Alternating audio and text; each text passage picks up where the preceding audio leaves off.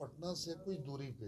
होता ये है कि हम लोग इंडस्ट्री को बहुत करीब से जानते हैं। जब आपका एक पूरा प्रो अरेंजमेंट होता है, जैसे कि एक ऐसा ठिकाना हो, एक ऐसा स्टूडियो हो जहाँ पे लोग जाके ठहरें, वहाँ शूट करें। नमस्कार, आप देख रहे हैं जनता जागरण और मैं हूं आपके साथ प्रिंस कुमार। हमारे पास एक सुपरस्टार एक्टर अली खान जी हैं, मौजूद हैं। जो सबसे बड़ी बात है कि ये बिहार के गया के एक छोटे से गांव से चलकर मुंबई बॉलीवुड की इंडस्ट्री में एक बड़ी पहचान बनाए। और सबसे पहले ये क्या कुछ कह रहे हैं, इनकी बातों को आप सुनिए। क्या कर सकता है सर, खासकर स्पेशली यूथ के लिए? देखिए, विलेन को अगर विलेन अपनी खलनायक जो है, जो अपनी सारी जो चीज़ें हरकतें करता है पर्दे पे, उसका अंजाम भी तो भुगतता है ना। वही विलेन को भुगतना पड़ता है। तो ये देखिए, ऐसा है कि जैसे कि दाल में अगर नमक ना हो तो दाल टेस्टलेस होगी, तो उसी तरीके से विलेन है। चाहे वो छोटी फिल्म का विलेन हो, बड़ी फिल्म का हो, या पहले के ज़माने में अमरीश पुरी जी हों, या प्राण साहब हों, या शक्ति कपूर हों, रज़ा मुराद जी हों, किरण कुमार हों, डैनी साहब। तो ये लोग एक कलाकार हैं ऑन स्क्रीन। जितने देर तक आपको वो रोल करना है उतनी ही देर तक। अब एक ज़माना ऐसा था कि रंजीत जी से लोग डरते थे, फिल्म इंडस्ट्री में नहीं बल्कि इंडस्ट्री के बाहर के भी लोग, क्योंकि वो इंडस्ट्री में एज एन एक्टर वो इतना उनका हुआ हो गया था। ऐसे समझो बैड कैरेक्टर में, रेपिस्ट में हीरोइन को रेप करना, तो वो अच्छे अच्छे घर की लड़कियां डरती थी। तो एक्चुअली ऐसा है नहीं। जितने भी विलन हैं वो सब बहुत नेक हैं, अच्छे हैं, शरीफ हैं। अब चूंकि हम लोग कोई गॉडफादर नहीं, बिहार से गए थे, गांव से गए थे, हीरो बनना था। तो हीरो के लिए आपको एक फैमिली कोई होना चाहिए, गॉडफादर होना चाहिए, कोई डायरेक्टर प्रोड्यूसर आपका होना चाहिए। ऐसा कुछ भी नहीं था। हमने अपनी ज़मीन खुद से बनाई, स्ट्रगल किया। तो अब ये हुआ कि रोल ऐसे मिलने लगे। जैसे शत्रु जी के पास उनके मामा की चिट्ठी थी, तो मैंने कहा भैया हम गया से हैं, तो अब मेरा हक बनता है कि आपकी कालका में हम काम करें। तो उन्होंने मुझे कालका में एक रोल दिया। रोल ऐसा था कि सुधीर पांडे जी और हम दोनों धनबाद जो खदान होती है कोल माइंस के अंदर, हम दोनों जा रहे हैं। तो हम कहते हैं कि ये क्या चीज़ है? तो सुधीर पांडे जी कहते हैं डोली। तो मैं कहता हूँ कि जब नहीं कहीं टूट जाई तो क्या हुई। तो इस तरह का डायलॉग था। अब ये है कि रोल जैसे फिर हमने फिर तूफान मिल गए, उसमें नेगेटिव रोल, अल्लाह रखा में जकी श्रॉफ जी के साथ नेगेटिव रोल। फिर फाइनली खुदा गवाह में जब ब्रेक मिला हबीबुल्ला, तो उसके बाद कोई हमको हीरो लेने के लिए तैयार नहीं। कैरेक्टर रोल, स्टोरी से कनेक्टेड, फिल्म की बेसिक मतलब जो भी जितना भी रोल होता था मेरा, वो बड़ा इम्पोर्टेंट होता था। और दूसरी बात ये है कि बहुत हम हमेशा कोऑपरेटिव रहे। अगर कोई ये भी कह दे कि मैं बिहार से हूँ, ये प्रॉब्लम है, तो हमसे जो मदद होती थी करते हैं। हो सकता है मालिक की ये देन है कि ऊपर वाले ने बहुत सपोर्ट किया, यहाँ के लोगों की, यहाँ के जनता का बड़ा प्यार मिला। सर, बिहार से निकल के आप छोटे से गांव से निकल के फिल्मी दुनिया में अपना करियर बनाए। ऐसी चर्चाएं हैं कि राजनीति में भी आप करियर बनाना चाहते हैं। कहीं आपने बयान भी शायद दिया था कि पिछली बार 2020 में कि हम अगला विधानसभा चुनाव लड़ना चाहते हैं शेरघाटी से। अब देखिए, पिछली बार तो हमने बड़ी कोशिश की। हमारे आदरणीय लालू प्रसाद जी ने हमको सिग्नल भी दिया था और बुलाया भी था। शेरघाटी सेलेक्ट किया था उन्होंने, और सब कुछ हो गया था। 6 महीना थे हम। उस ज़माने हमारी वाइफ भी जिंदा थी, कोरोना से उनकी डेथ हो गई, आज वो नहीं है। लेकिन मुझे लगता है कि शायद हम एक कलाकार हैं, हम बड़े इमोशनल होते हैं। जैसे आपने कोई बात कही तो हमने आपकी बात पे यकीन कर लिया और हम अपनी तैयारी शुरू कर देते हैं। हम लोग फेथ करते हैं। जैसे बहुत सारे, जब हम लोग एयरपोर्ट पे मिलते हैं या फ्लाइट में मिलते हैं, तो कुछ ऐसे दोस्त बन जाते हैं जिनको मैं बिल्कुल नहीं जानता हूँ। तो फिल्म इंडस्ट्री जो है एक उम्मीद की बुनियाद पे कायम है। बहुत सारे लोगों को आप देखेंगे कि कोई बिहार से है, कोई बंगाल से है, कोई कलकत्ता से, और वहाँ जाके सब एकजुट होते हैं और एक जगह बनाते हैं। तो वैसे ही मुझे लालू जी का ये आदेश था कि तुम आओ और आके तैयारी करो। मैं आया। शायद मुझे लगता है कि मैं उतना शुरू नहीं होगा पॉलिटिशियन जिस तरीके से टिकट ली। भविष्य में सर क्या योजनाएं अब हैं? देखिए, अभी मैं हाल में ही भारत जोड़ो यात्रा में राहुल जी के साथ मैं 10 किलोमीटर पैदल चला, और हमारी तस्वीर भी बहुत वायरल हुई थी और बहुत सारे लोगों ने कमेंट्स भी किया था। तो देखते हैं भविष्य में 25 आने वाला है।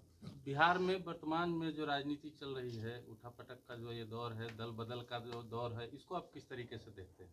देखिए अब तो इसका फैसला 2025 में जनता करेगी, 2024 में पार्लियामेंट का इलेक्शन है। लेकिन हम लोग कुछ समझ में नहीं आता, बिहार में भी ऐसा ही हुआ, महाराष्ट्र में भी ऐसा हुआ कि जैसे एक दफ़े शहनवाज भाई बोल रहे थे कि मैं फ्लाइट में चढ़ा, पटना उतरा तो पता चला मंत्री नहीं रहे। तो ये अनसर्टेन लाइफ हो गई है। आज कितने विधायक हमारे साथ आपके साथ चले गए। तो ये दौर जो है अजीब व गरीब है। अब ये है मेरी बात, जहाँ तक है सरकार तो चल ही रही है और चलना चाहिए।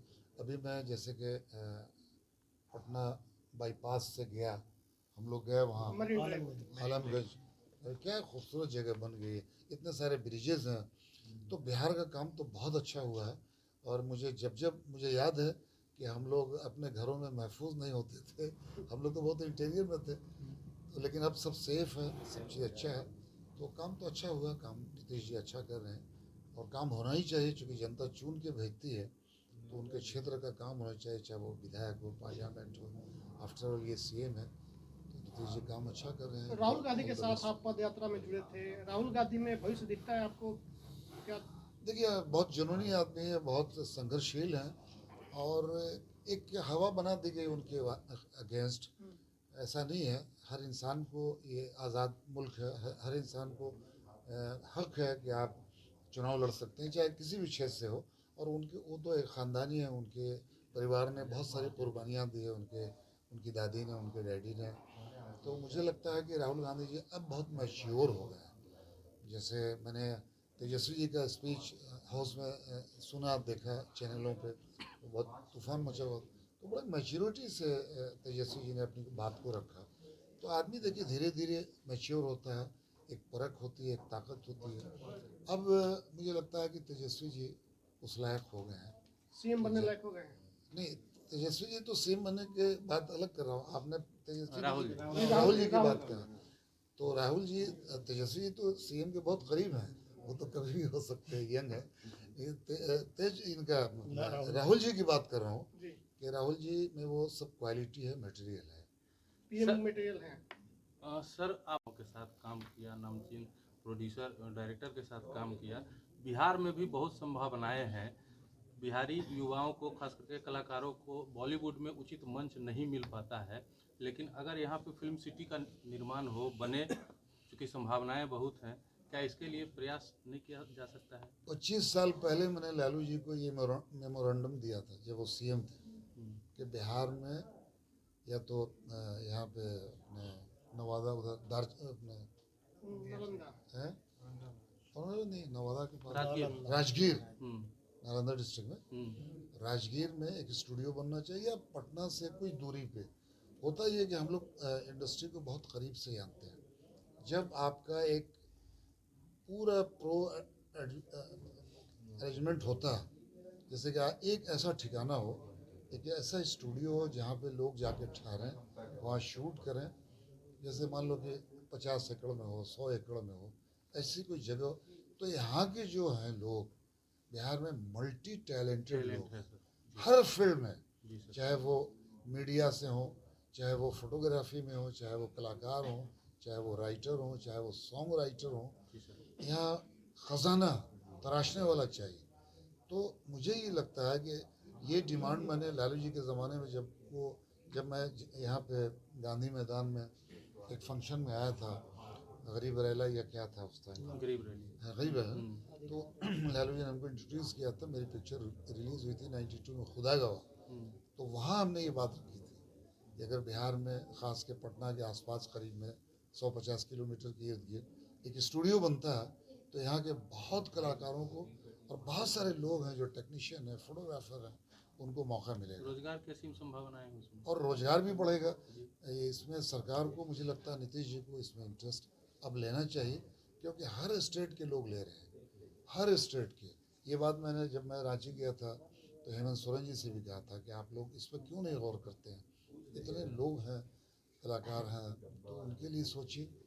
तो मुझे लगता है कि इस पर ज़रूर होना चाहिए, क्योंकि आज यूथ जो है हमारे बिहार का ऐसा मल्टी टैलेंटेड है, मुंबई में आते हैं, भैया हम लोग इतने दिन से परेशान हैं, कोई काम नहीं मिल रहा।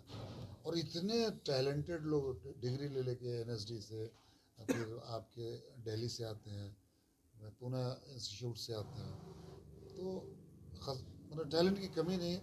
अभी ये बात सरकार को ज़रूर सोचना चाहिए। बिहार के जो युवा फिल्मी दुनिया में करियर बनाना चाहते हैं उनके लिए कोई संदेश देना चाहते हैं? देखिए, संदेश ये कि पूरी तैयारी करके आइए। आपको हम या कोई भी आदमी आपको कैमरे के सामने खड़ा कर देगा, बोलना आपको, डायलॉग आपको बोलना। अशोक कुमार जी के साथ मैं एक सीरियल कर रहा था, कोतवाल साहब बना था मैं, B.R. चोपड़ा जी की थी। मैंने महाभारत भी किया था, महाभारत में यक्ष बना था। तो उसके बाद ये सीरियल शुरू हुई थी। तो अशोक कुमार जी ने कहा था कि मैं कैमरे को अपना सबसे बड़ा दुश्मन समझता हूँ। अगर कैमरे के सामने आप डट के मुकाबला नहीं करोगे तो कैमरा आपको बहुत पीछे कर देगा।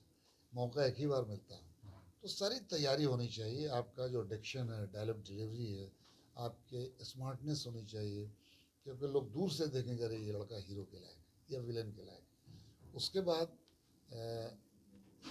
अगर एक्टिंग का कोर्स कर सकते हैं, सलाहियत है, तो बम्बई में बहुत सारे एक्टिंग कोर्सेज हैं। उससे आप एक पॉलिश होते हैं, 3-4 महीने का कोर्स होता है।